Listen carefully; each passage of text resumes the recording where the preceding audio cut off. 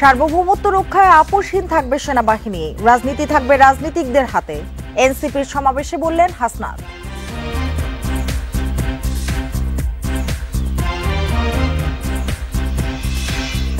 ঐক্য ধরে রেখে আলোচনার মাধ্যমে মতবিরোধ দূর করতে হবে, নির্বাচন ও সংস্কারকে মুখোমুখি করা হচ্ছে মন্তব্য তারেক রহমানের।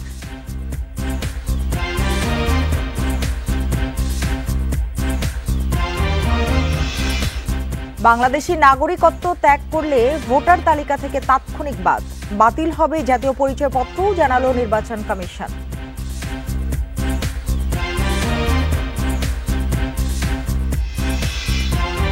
অনুপ্রবেশের চেষ্টাকালে নাফ নদীতে রোহিঙ্গাদের নৌকাডুবি, 3 নারী ও 1 শিশুর মরদেহ উদ্ধার, বিজিবির সদস্য সহ নিখোঁজ অনেকে।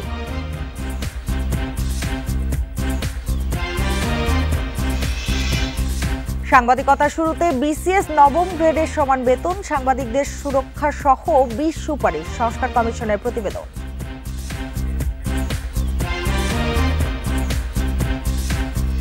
এই ঈদে জামা জুতো অ্যাক্সেসরিজের ডিসকাউন্ট। আমন্ত্রণ বিরতিহীন রাত 9টায় বাংলাদেশে আপনাদের সঙ্গে আছি আমি সুমনা সিমি। এতক্ষণ জানাচ্ছিলাম শিরোনামগুলো, এবার জানাবো পুরো খবর। সেনাবাহিনীকে সার্বভৌমত্ব রক্ষায় আপোষহীন থেকে রাজনীতিবিদদের হাতে ছেড়ে দেওয়ার আহ্বান জানিয়েছেন জাতীয় নাগরিক পার্টির মুখ্য সংগঠক হাসনাত আব্দুল্লাহ। শাহবাগে এক বিক্ষোভ সমাবেশে তিনি এই আহ্বান জানান। এই সময় তিনি বলেন, সেনাবাহিনীর প্রতি তাদের আস্থা ও শ্রদ্ধা রয়েছে। আওয়ামী লীগ নিষিদ্ধের দাবিতে জাতীয় জাদুঘরের সামনে এই বিক্ষোভ সমাবেশ করে জাতীয় নাগরিক পার্টি। সমাবেশে এনসিপির মুখ্য সংগঠক হাসনাত আব্দুল্লাহ বলেন, সেনাবাহিনীর বিপক্ষে জনগণকে দাঁড় করিয়ে দেওয়ার ষড়যন্ত্র হচ্ছে। আপনাদের যে সার্বভৌমত্বের প্রশ্ন রয়েছে সেটাতে আপনারা আপোষহীন থাকুন, আর রাজনীতির বিষয়টা আপনারা রাজনীতিবিদদেরকে আপনারা দেখতে দিন। আমরা বলতে চাই, আমাদের অবস্থান সেনাবাহিনীর বিরুদ্ধে নয়, বরং সেনাবাহিনীকে দিয়ে আমাদের দেশে তাদেরকে অপব্যবহার করে কোন ষড়যন্ত্র যদি করতে চায়, আমাদের অবস্থান সেটির বিরুদ্ধে। বাংলাদেশ সেনাবাহিনী ইনস্টিটিউশনের উপরে আমাদের সম্মান, শ্রদ্ধা এবং আস্থা রয়েছে। সেনাবাহিনীর প্রতি আস্থা আছে জানিয়ে হাসনাত আব্দুল্লাহ বলেন, এই আস্থার প্রতিদান তারা পাবেন বলে আশা রাখেন। এদিকে দ্রুত সময়ে বিচার প্রক্রিয়ার মধ্য দিয়ে আওয়ামী লীগকে নিষিদ্ধ করার দাবি জানান এনসিপির সদস্য সচিব আক্তার হোসেন। বাংলাদেশে সামনের দিনে আওয়ামী লীগের নাম মার্কা আদর্শে কোনো রাজনীতি চলবে না, সেই নিশ্চয়তা আমাদেরকে দিতে হবে। পরে একটি বিক্ষোভ মিছিল বের করা হয়। মিছিলটি শাহবাগ থেকে শুরু করে জাতীয় শহীদ মিনারে গিয়ে শেষ হয়। Arafatur Rahman, independent News, Dhaka. জাতীয় ঐক্য বজায় রেখে আলোচনার মাধ্যমে মতবিরোধ দূর করার আহ্বান জানিয়েছেন বিএনপির ভারপ্রাপ্ত চেয়ারম্যান তারেক রহমান। শনিবার সন্ধ্যায় এক ইফতার মাহফিলে ভার্চুয়ালি যোগ দিয়ে তিনি এ আহ্বান জানান। স্বৈরাচারের দোষরদের বিষয়েও সতর্ক থাকতে বলেন তারেক রহমান। রাজধানীর মালিবাগের একটি রেস্টুরেন্টে ইফতার মাহফিলের আয়োজন করে 12 দলীয় জোট। এতে যোগ দেন বিএনপি, জামায়াত সহ বিভিন্ন রাজনৈতিক দলের নেতারা। লন্ডন থেকে ভার্চুয়ালি যোগ দেন বিএনপির ভারপ্রাপ্ত চেয়ারম্যান তারেক রহমান। ইফতারের আগে সংক্ষিপ্ত বক্তব্যে তিনি বলেন, পরিকল্পিতভাবে নির্বাচন ও সংস্কারকে মুখোমুখি দাঁড় করানো হচ্ছে। গণতন্ত্র বলতে একজন সাধারণ মানুষের কাছে এক কথায় নির্বাচন, নিরপেক্ষ নির্ভয় ভোট দেওয়ার যে সিস্টেম, সেটিকেই গণতন্ত্র বলি আমরা। সারা পৃথিবীতে সেটি গণতন্ত্র হিসাবে প্রচলিত বা স্বীকৃত। কিন্তু এই ব্যবস্থাকে সংস্কার এবং নির্বাচন, এটিকে মুখোমুখি করে দেওয়া হচ্ছে। যে ঐক্যের মাধ্যমে স্বৈরাচারের পতন ঘটানো হয়েছে, সেই ঐক্য ধরে রাখার আহ্বান জানান তিনি। যেই ঐক্যকে নিয়ে আমরা স্বৈরাচারকে বিদায় করেছিলাম, সেই ঐক্যকে আমরা ধরে রাখি। মতভিন্নতা থাকবে, আমরা বসবো, আলোচনা করব। তারেক রহমান বলেন, এমন কোনো কাজ করা ঠিক হবে না যার ফলে স্বৈরাচার ও তার দোসররা লাভবান হয়। স্বৈরাচার বা তার প্রেতাত্মারা আবার এদেশের। Jahanara Parvin, Independent News, Dhaka. ঐকমত্য কমিশনের সুপারিশে অনির্বাচিত ব্যক্তিদের রাষ্ট্রীয় দায়িত্ব দেওয়ার প্রচেষ্টা দেখছেন বিএনপি মহাসচিব মির্জা ফখরুল ইসলাম আলমগীর। একে অনাকাঙ্ক্ষিত বলেও মনে করেন তিনি। তার দাবি, কমিশনের সুপারিশের সাথে কয়েকটি বিশেষ রাজনৈতিক দলের বক্তব্য বিবৃতির মধ্যে মিল রয়েছে, যা জনমনে শঙ্কা তৈরি করতে পারে। যে নির্মম জঘন্য হত্যাকাণ্ড ইসরায়েল চালাচ্ছে, তার তীব্র নিন্দা জানাচ্ছি। সমসাময়িক প্রসঙ্গে কথা বলতে গুলশান অফিসে বিএনপির সংবাদ সম্মেলন। এর শুরুতেই গাজায় ইসরায়েলি বর্বরতা ও নিহত ফিলিস্তিনিদের স্মরণ করেন দলটির মহাসচিব। পরে কথা বলেন নির্বাচন সংস্কার ও জাতীয় ঐকমত্য কমিশনের সুপারিশ প্রসঙ্গে। এ সময় অন্তর্বর্তী সরকারকে নিরপেক্ষ থাকার পরামর্শ দিয়ে তার আহ্বান, কারো ফায়দা হাসিলের এজেন্ডা যেন তাদের কর্মপরিকল্পনার অংশ না হয়। আমরা এমন কোনো পদক্ষেপ নিতে পারি না যাতে করে ফ্যাসিবাদ বিরোধী জাতীয় ঐক্য, গণ ঐক্য বিনষ্ট হয় অথবা ফাটল ধরে। সুতরাং অন্তর্বর্তী সরকারকে সর্বোচ্চ নিরপেক্ষতার অবস্থান বজায় রাখতে হবে। কোনো মহলকে রাজনৈতিক ফায়দা হাসিলের এজেন্ডা যেন সরকারের কর্মপরিকল্পনার অংশ না হয়, সেদিকে সজাগ দৃষ্টি রাখতে হবে। এ সময় তার অভিযোগ, জাতীয় ঐকমত্য কমিশনের সুপারিশ ও কমিশন সদস্যদের নানা সময়ে দেয়া বক্তব্যের সঙ্গে কয়েকটি রাজনৈতিক দলের বক্তব্যের মধ্যে মিল পাওয়া যাচ্ছে, যা জনমনে প্রশ্ন সৃষ্টি করছে। স্প্রেডশিটের সাথে মূল সুপারিশমালার উপর আমাদের মতামত সংযুক্ত করে দিলে বিভ্রান্তি এড়ানো যাবে। জাতীয় ঐকমত্য কমিশনের স্প্রেডশিটের অবস্থা এবং কমিশন সদস্যদের বিভিন্ন সময়ের বক্তব্য ও বিশেষ কয়েকটি রাজনৈতিক দলের বক্তব্য বিবৃতির মধ্যে মিল পাওয়া যায়। ঐকমত্য কমিশনের সুপারিশমালায় অনির্বাচিত ব্যক্তিদের রাষ্ট্রীয় দায়িত্বে নিয়োগ দিয়ে সাংবিধানিকভাবে ক্ষমতায়িত করার প্রচেষ্টাও দেখছেন বিএনপি মহাসচিব। ভবিষ্যতে অনির্বাচিত ব্যক্তিদের রাষ্ট্রীয় দায়িত্বে নিয়োগের অযৌক্তিক প্রচেষ্টা রয়েছে। জাহিদুল ইসলাম, ইন্ডিপেন্ডেন্ট নিউজ, ঢাকা। নির্বাচনের প্রার্থিতার বয়স ন্যূনতম 23 এবং ভোটার হবার বয়স 16 বছর করার প্রস্তাব জাতীয় ঐকমত্য কমিশনে দিচ্ছে জাতীয় নাগরিক পার্টি। এছাড়া 72-এর সংবিধান নিয়েও তাদের রয়েছে নিজস্ব পর্যবেক্ষণ, আর এসব নিয়েই কাল কমিশনে লিখিত মতামত দিচ্ছে তারা। পাশাপাশি রাজনীতির সুযোগ পেলে নৈরাজ্য সৃষ্টি করবে আওয়ামী লীগ। রাষ্ট্র সংস্কারে জাতীয় ঐকমত্য কমিশনের লিখিত প্রস্তাব জমা ও সমন্বয় কমিটি পরিচিতি উপলক্ষে বাংলা মোটরে জাতীয় নাগরিক পার্টির সংবাদ সম্মেলন। এতে জানানো হয়, রোববারই এসব প্রস্তাব কমিশনে জমা দেবেন তারা। এ সময় দলের যুগ্ম আহ্বায়ক সারোয়ার তুষার জানান, কমিশন 166টি সংস্কার প্রস্তাবের 111টি সংলাপ ছাড়াই বাস্তবায়ন সম্ভব জানালেও এসব সুপারিশের উপর আলোচনার প্রয়োজন রয়েছে। 111টি যে সংস্কার সুপারিশ, তার মধ্যে কিছু কিছু জায়গায় আমাদের কাছে মনে হয়েছে যে এগুলোর ক্ষেত্রে আলোচনার দরকার আছে। তো আমরা সেইটার ক্ষেত্রে কমিশনের কাছে জানতে চাইব যে কি ভিত্তিতে আপনারা আলোচনা ছাড়া ওই 111টা বাছাই করলেন। এটা আমাদের তাদের কাছে প্রশ্ন থাকবে, কারণ ওখানে অনেকগুলো জিনিস আছে যেগুলো আমাদের কাছে মনে হয়েছে যে গ্রেটার আলোচনা দরকার আছে। আর আওয়ামী লীগের রাজনীতিতে ফেরা প্রশ্নে তুষার বলেন, এই দলটি দেশবিরোধী শক্তি, সুযোগ পেলে দেশ অস্থিতিশীল করতেই মাঠে নামবে তারা। আওয়ামী লীগ এখন পরিষ্কারভাবে একটা দেশবিরোধী শক্তি এবং ভারতের এজেন্ট। তারা যদি আন্দোলনে নামে, সেটাকে আমরা আন্দোলন বলবো না, তারা একটা দেশকে অস্থিতিশীল করার জন্য নামবে। তখন সেই ক্ষেত্রে পুলিশ প্রপোর্শনের যে বল প্রয়োগের যে অধিকার পুলিশে আছে, সেটা সবসময় থাকবে। এছাড়া 72-এর সংবিধান গ্রহণযোগ্য নয় দাবি করে দেশে নতুন সংবিধান প্রয়োজন বলেও জানান নাগরিক পার্টির এই যুগ্ম আহ্বায়ক। গণতান্ত্রিক সংবিধান লেখা উচিত গণপরিষদের মধ্য দিয়ে। আর অন্য মাহমুদ শরীফ, ইন্ডিপেন্ডেন্ট নিউজ, ঢাকা। স্থানীয় সরকার নির্বাচনে চেয়ারম্যান ও মেয়র পদে সরাসরি ভোট চায় বাংলাদেশের লেবার পার্টি। তা না হলে মেম্বার ও কাউন্সিলরদের ভোট কেনাবেচার আশঙ্কা থাকবে। এদিকে সব নির্বাচনে নারী প্রার্থীদের সরাসরি অংশগ্রহণের বিষয়ে মতামত দিয়েছে খেলাফত মজলিস। দুপুরে জাতীয় সংসদ ভবনের এলডি হলে জাতীয় ঐকমত্য কমিশনের কাছে সুপারিশের ভিত্তিতে মতামত দিয়েছে দল দুটি। সংবিধান, নির্বাচন ব্যবস্থা, জনপ্রশাসন, দুর্নীতি দমন ও বিচার বিভাগ সংস্কার কমিশনের গুরুত্বপূর্ণ 166টি সুপারিশের বিষয়ে মতামত চেয়ে 6 মার্চ 37টি দলকে চিঠি দেয় ঐকমত্য কমিশন। এর ধারাবাহিকতায় রাজনৈতিক দলগুলোর সঙ্গে বৈঠক করছে ঐকমত্য কমিশন। এতে অংশ নিয়ে লেবার পার্টি জানায়, দ্বিকক্ষ বিশিষ্ট সংসদের প্রয়োজন আছে, তবে প্রাদেশিক সরকার ব্যবস্থার সঙ্গে একমত নন তারা। এছাড়া স্থানীয় সরকার নির্বাচনে চেয়ারম্যান ও মেয়র পদে সরাসরি ভোট চায় দলটি। 166টি সুপারিশের মধ্যে 147টির সঙ্গে একমত হয়েছে দলটি। মেম্বারদের ভোটে তারপরে চেয়ারম্যান নির্বাচিত হবে। আমরা বলেছি যে জেলা পরিষদ নির্বাচনের অসংখ্য অভিযোগ রয়েছে, অভিজ্ঞতা রয়েছে, যে টাকার বিনিময়ে সদস্যদেরকে কিনে তারপরে জেলা পরিষদের চেয়ারম্যান হয়েছে। ঠিক একইভাবে 9 জন ইউনিয়ন পরিষদের সদস্যকে কিনে একজন চেয়ারম্যান হয়ে যাবে। এজন্য প্রত্যক্ষভাবে ইউনিয়ন পরিষদের চেয়ারম্যানের নির্বাচন ব্যবস্থা রাখতে হবে। সংস্কারের বিষয়ে বিভিন্ন কমিশনের 166টি সুপারিশের মধ্যে 140টির বিষয়ে একমত খেলাফত মজলিস। দলটি জানায়, সংবিধানে মহান আল্লাহর উপর বিশ্বাস ও আস্থা রেখে বহুতত্ত্ববাদ বাদ দেওয়ার বিষয়ে ঐক্যমত্য কমিশনের কাছে সুপারিশের ভিত্তিতে মতামত দেওয়া হয়েছে। তারা জানান, গণতন্ত্রই যথেষ্ট, আলাদা করে আর বহুতত্ত্ববাদের দরকার নেই। সকল নির্বাচনে নারীদের সরাসরি ভোট চায় দলটি। দেশ সংবিধানে একটা ধারা থাকতে হবে, ইসলামের স্পষ্ট বিধান বিরোধী আইন করা যাবে না। এটা আমরা বলছি সামাজিক ধর্মীয় স্টেবিলিটির কারণে একান্ত প্রয়োজন। কারণ দেশের মানুষ 92% মুসলমান।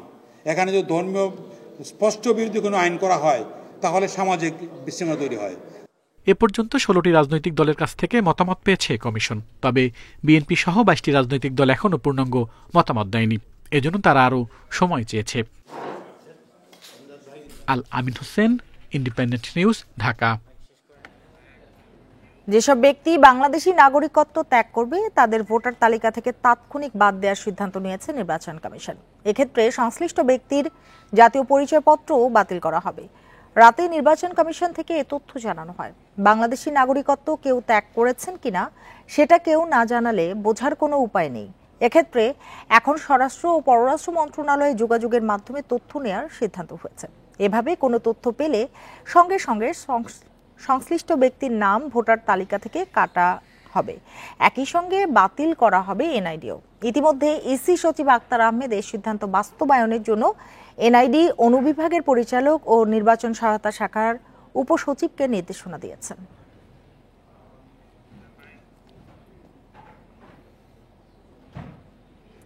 অনুপ্রবেশের চেষ্টাকালে টেকনাফের নাফ নদীতে রোহিঙ্গা বহনকারী নৌকাডুবির ঘটনায় দমদমিয়া উপকূল থেকে 3 নারী ও 1 শিশুর মরদেহ উদ্ধার করা হয়েছে। উদ্ধার করতে গিয়ে বিজিবির 1 সদস্য সহ নিখোঁজ রয়েছেন আরও বেশ কয়েকজন রোহিঙ্গা। শুক্রবার রাতে টেকনাফের শাহপুরীর দ্বীপের পশ্চিমপাড়া এলাকায় নৌকাডুবির ঘটনা ঘটে। বিজিবি জানায়, মিয়ানমার থেকে পালিয়ে আসা রোহিঙ্গা বোঝাই একটি নৌকা সাগরে ভাসতে দেখে ওই নৌকায় ওঠেন বিজিবি নিখোঁজ সদস্য। এই সময় উত্তাল সাগরের ঢেউয়ে নৌকাটি ডুবে যায়। তাদের চিৎকারে নারী, শিশু সহ 25 জন রোহিঙ্গাকে উদ্ধার করে স্থানীয় জেলে ও বিজিবি। এ ঘটনায় নিখোঁজ বিজিবি সদস্য সহ রোহিঙ্গাদের সন্ধানে তল্লাশি চালানো হচ্ছে।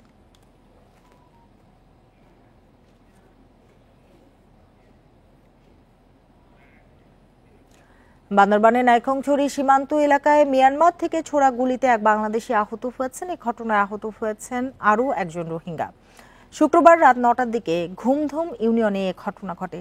আহত বাংলাদেশি জাহাঙ্গীর আলমকে কক্সবাজার সদর হাসপাতালে ভর্তি করা হয়েছে।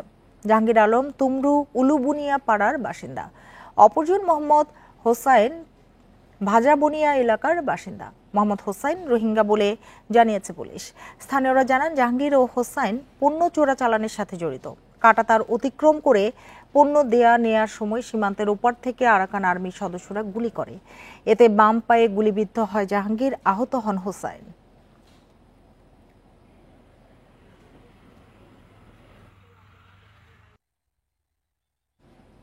দেশের করিডোর দিয়ে মিয়ানমারে ত্রাণ পাঠানো গেলে রোহিঙ্গা প্রশ্নে জাতিসংঘের কাছ থেকে মিলতে পারে বাড়তি সুবিধা। তবে এক্ষেত্রে দেশটির পরিস্থিতি নিবিড়ভাবে খতিয়ে দেখতে বলছেন বিশ্লেষকেরা। পাশাপাশি দিচ্ছেন ক্ষমতাধর দেশগুলোর সঙ্গে কূটনৈতিক তৎপরতা বাড়ানোর পরামর্শও। কক্সবাজারে রোহিঙ্গা ক্যাম্প পরিদর্শন করেন জাতিসংঘ মহাসচিব অ্যান্টনিও গুতেরেস। মিয়ানমারের আরাকানে ত্রাণ পাঠাতে বাংলাদেশের মধ্য দিয়ে মানবিক করিডোরের প্রস্তাব দেন তিনি। সাবেক রাষ্ট্রদূত এম হুমায়ুন কবির বলেন, গত 8 বছরে রোহিঙ্গা সংকট সমাধানে সফল হয়নি বাংলাদেশ। এমন অবস্থায় জাতিসংঘ মহাসচিবের প্রস্তাব বিবেচনা করা যেতেই পারে। এটা একটা নতুন এক্সপেরিমেন্ট হতে পারে এই রোহিঙ্গা সমস্যা সমাধানের জন্য। জাতিসংঘের মহাসচিব বিষয়টা নিয়ে আলোচনা করেছেন। আমার ধারণা এই উদ্যোগে যদি আমরা সহযোগী হতে পারি তাহলে জাতিসংঘের কাছ থেকে এই সমস্যার সমাধানের ক্ষেত্রে হয়তো আমরা আরেকটু বাড়তি সুযোগ বা বাড়তি সুবিধা পাওয়ার একটা সম্ভাবনা আছে, যদি সেটাকে আমরা কূটনৈতিকভাবে ব্যবহার করতে পারি। তবে নিরাপত্তা বিশ্লেষক শাফকাত মুনির বলছেন, করিডোর কেন প্রয়োজন এবং নিরাপত্তা কে দেবে সেসব আগে নিশ্চিত হতে হবে। ভূ রাজনৈতিক দিকগুলো পর্যালোচনা করতে হবে।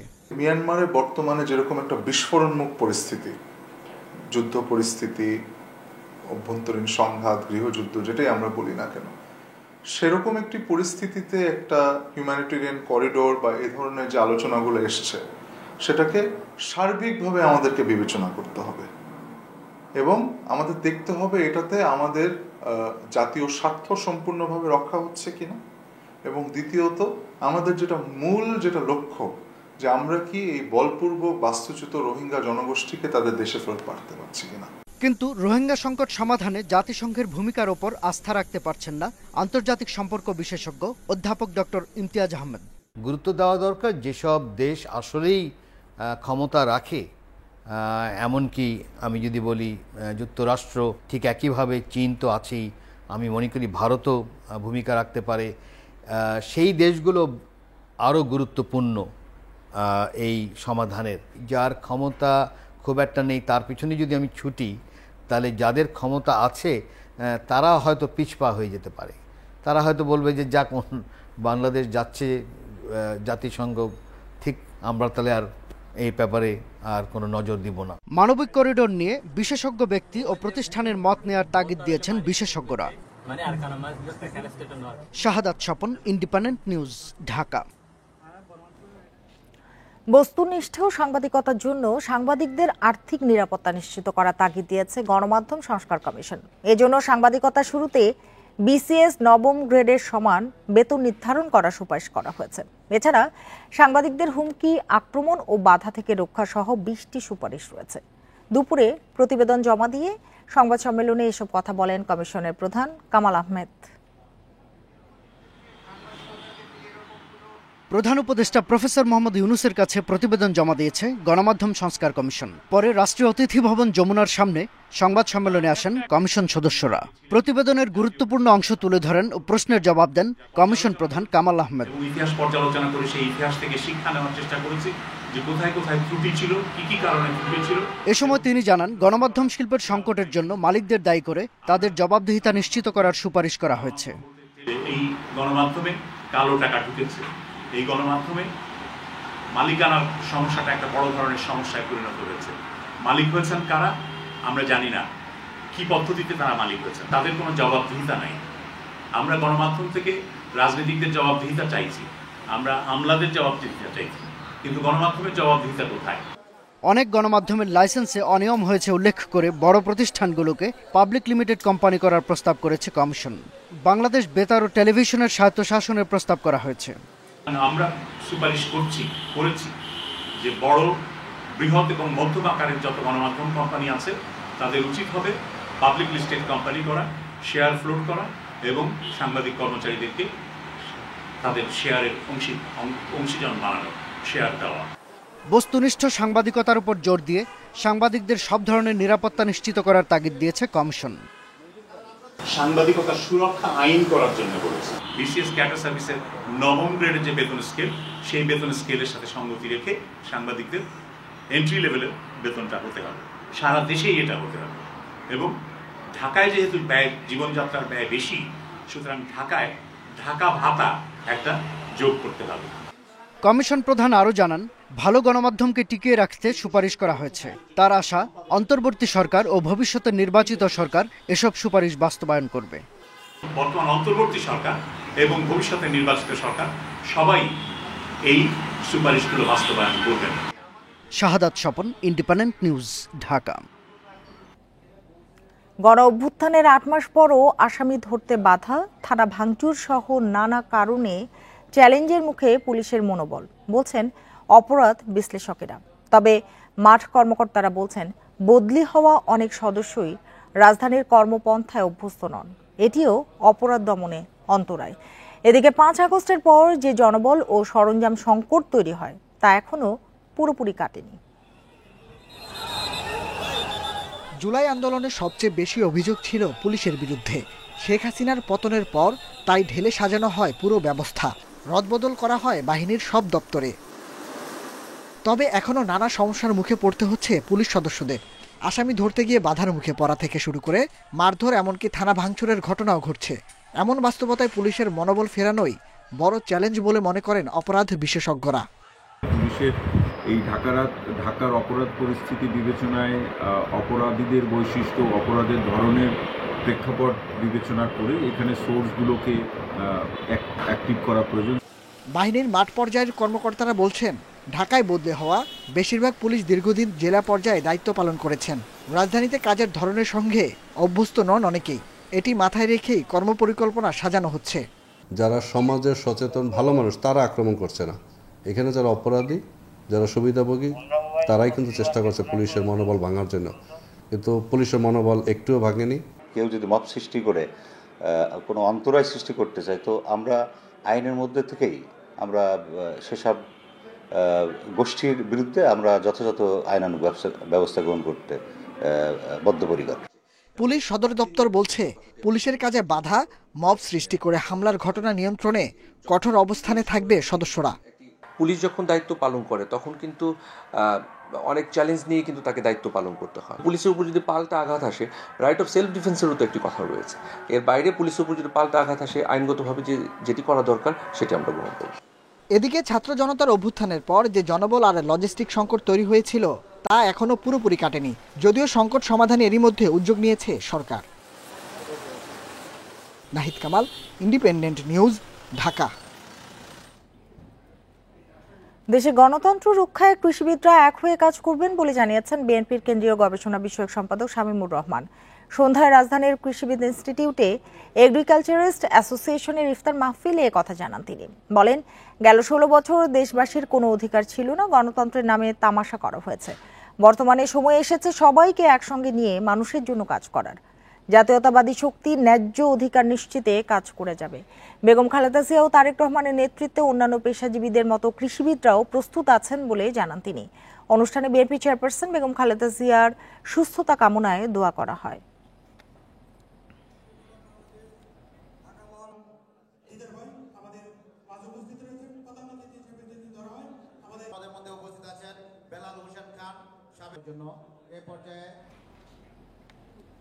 উচ্চাভিলাষী বাজেট দিয়ে আমাদের ঋণের পরিমাণ বেড়ে গেছে বলে মন্তব্য করেছেন এনবিআর চেয়ারম্যান।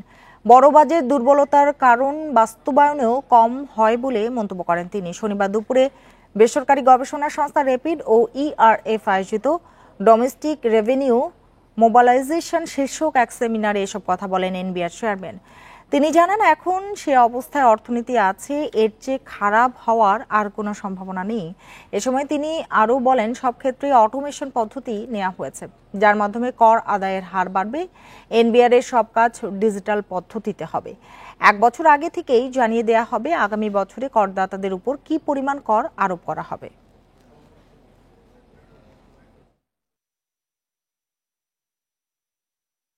উচ্চাভিলাষী বাজেট ছিল, যে কারণে আমাদের ঋণের বোঝা বেড়ে গেছে। আমাদের ঋণের সুদ এবং ঋণের কিস্তি এগুলো পেমেন্ট করতে হয় অনেক বেশি, এবং ডেভেলপমেন্ট পার্টনারদের প্রেসক্রিপশন আমাদের সুদ দেওয়া হয় অনেক সময়। এটারও শোনার কারণ আছে। যেহেতু আমি তার কাছে ঋণ করতে যাই, সে আমাকে 3টা কথা শোনায় দেবেই। কারণ হচ্ছে তার ভয় হচ্ছে আমি যদি তার ঋণের টাকা ফেরত দিতে না পারি। এই ছিল এখনকার সংবাদ। ইন্ডিপেন্ডেন্ট টেলিভিশনের সব খবর আরো বিস্তারিত জানতে চোখ রাখুন ফেসবুক, ইউটিউব এবং এক্সে। ধন্যবাদ সবাইকে এতক্ষণ সাথে থাকার জন্য।